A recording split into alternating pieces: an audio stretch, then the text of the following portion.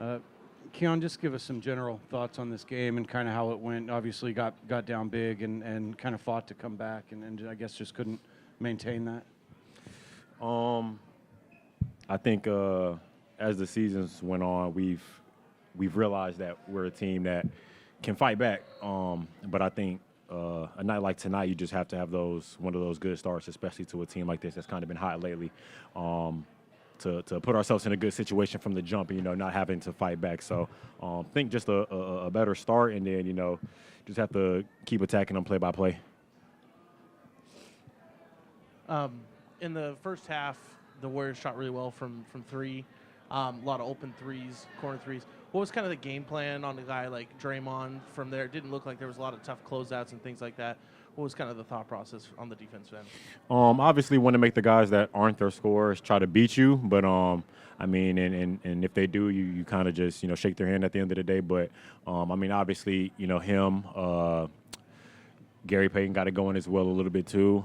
But I mean, I think once they knock a couple down, you got to give them a little bit more respect, and can't really worry about the scores and the shooters so much when the guys who are considered not scorers are knocking down shots. So kind of have to just switch it up a little bit, maybe give a little bit of a harder closeout.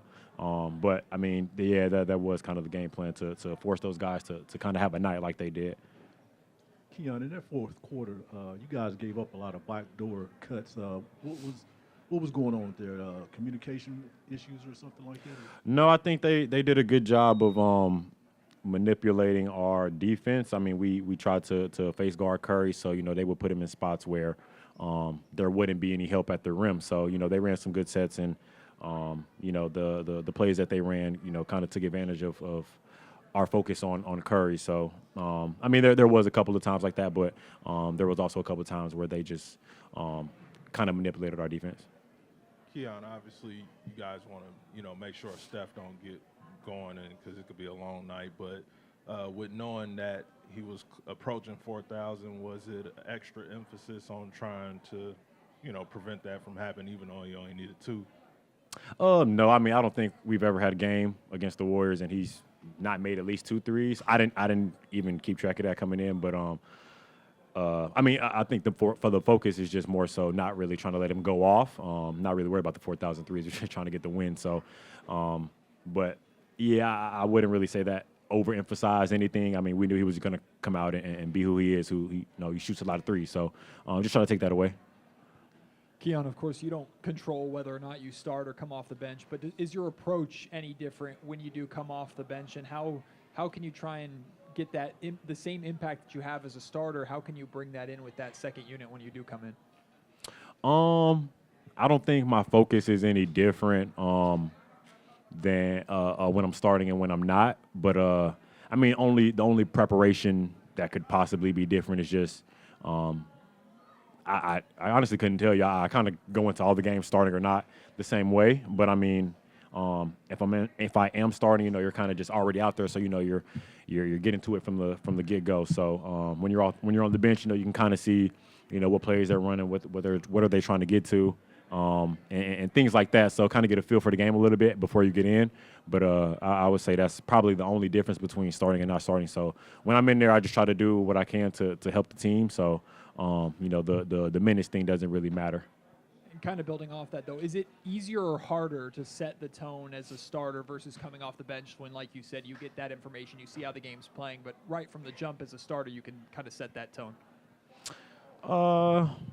It's a great question. I mean, I think it depends, if you're starting and, you kind of have to be locked in from the gate. So if you go down, then I think it's, it kind of shifts to the bench to come in and bring that spark to put us back. So, I mean, I think it just depends on the situation of the game. If you come in, if you're coming off the bench and, the team is down, you kind of have to bring that focus and that mentality as if you were starting, and as soon as you get in there, it's time to go. So I don't truly think there's too much of a difference, but regardless, I think we do have to start start the game better, obviously.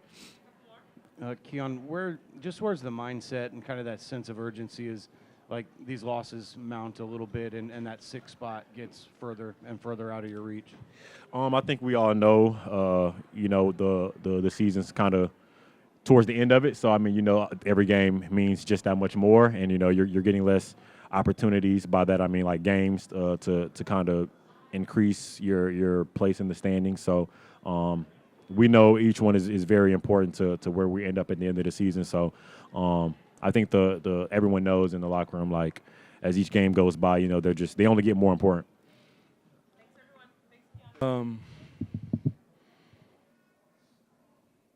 When you hold Steph to 11, game plan wise, you got people shooting the ball that you want to shoot the ball. Give Draymond credit early on, knock down a couple. Gary Payton knocks down a couple. Those are people that we want to shoot the basketball, and they made them. They're professionals, high level. Cut it to 6. Don't value the ball as much as we need to, and they're a good team. That's a game, though, in my opinion, that we can win, and unfortunately, we did not bring our A game tonight. Doug, Zach was 5 of 6, but only took 6 shots.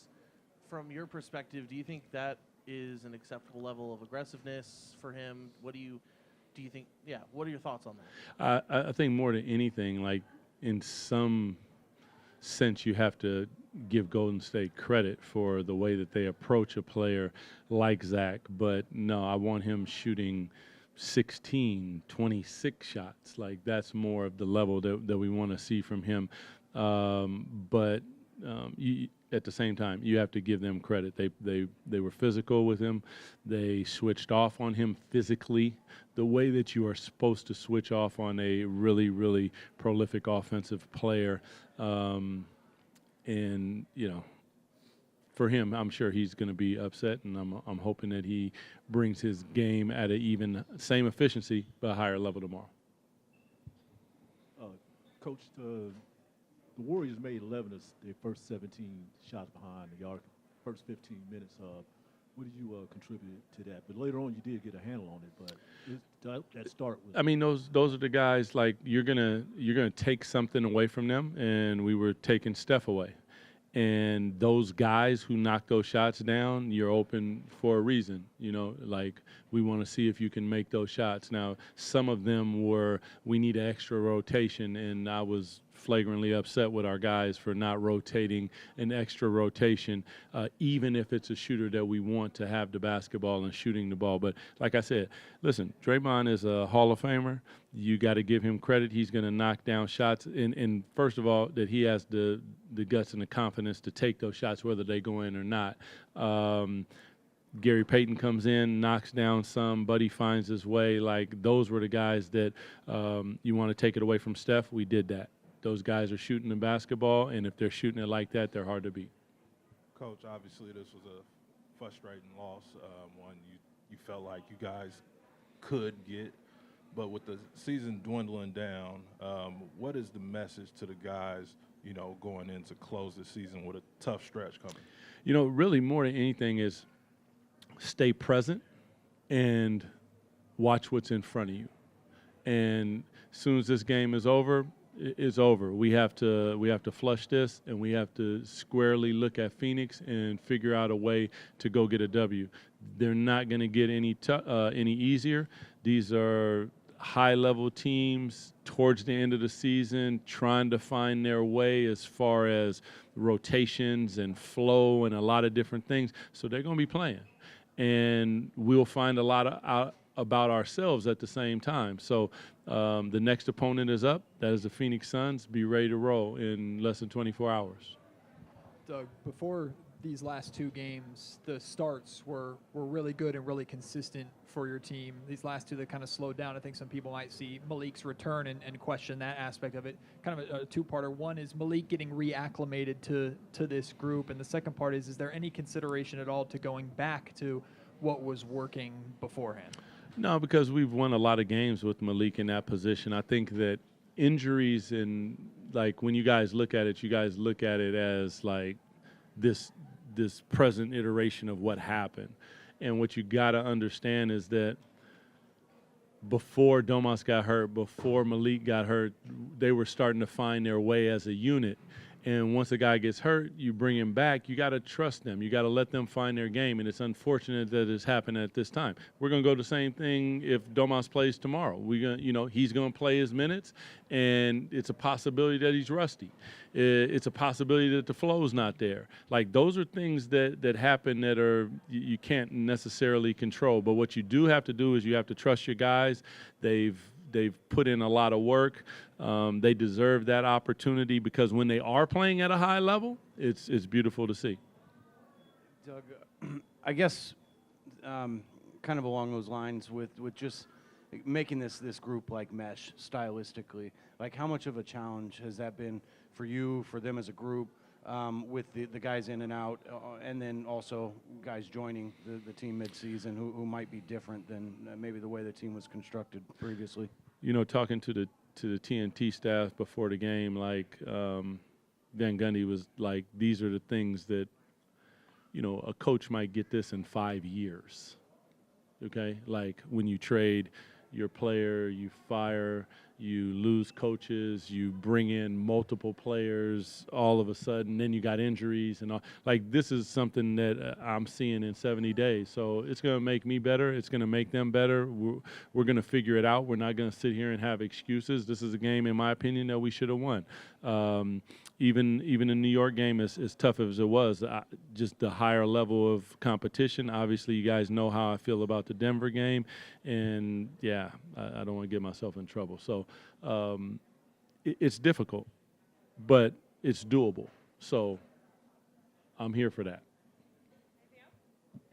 Appreciate y'all.